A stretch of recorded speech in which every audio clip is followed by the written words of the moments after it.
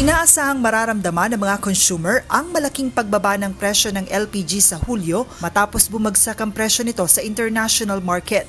Kasunod dito ng paglagda ng Memorandum of Understanding ng Estados Unidos at Iran na inaasahang magdudulot ng pagluluwag ng tensyon sa gitnang silangan. Ayon kay Regasco CEO at LPGMA founder Representative Arnel T., sa kanilang monitoring sa global market, nakita nila ang malaking pagbaba ng contract price ng LPG. Ang aking pong monitoring sa ngayon sa presyo ng LPG, tingnan niyo po ito.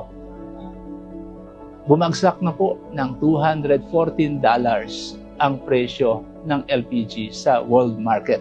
Katumbas ito ng 12 pesos na bawas sa kada kilo ng LPG. Ibig sabihin, posibleng umabot sa mahigit 100 piso ang inaasahang matatapyas sa presyo ng kada 11 kilogram na regular na tangke. Ipinaliwanag ni T na bagamat hindi pa agad mararamdaman ng publiko ang epekto ng pagbaba ng singil, inaasahan nila na magre-reflect ito pagdating ng Hulyo.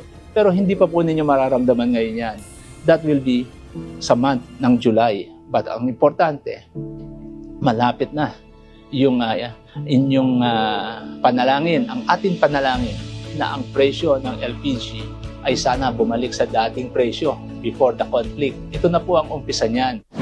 Samantala, kasabay ng inaasahang rollback sa presyo ng LPG sa susunod na buwan ang pagtatapos ng 3-month suspension ng paniningil ng excise tax sa LPG sa July 17. Matatandaang noong Abril ay sinuspinde ng pamahalaan ng excise tax sa LPG bilang tulong sa mga mamimili habang mataas ang presyo ng petrolyo.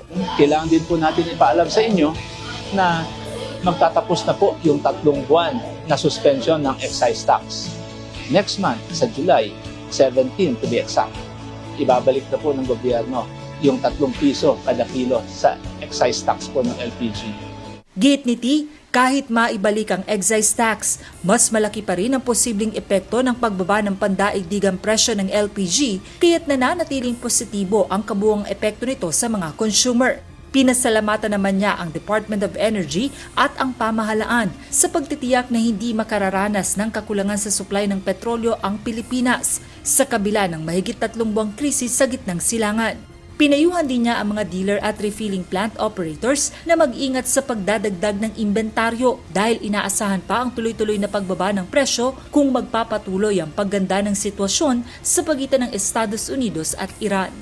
Joanna Ano, UNTV News and Rescue. Diyos ang aming sandigan, serbisyo publiko ang aming pinahahalagahan.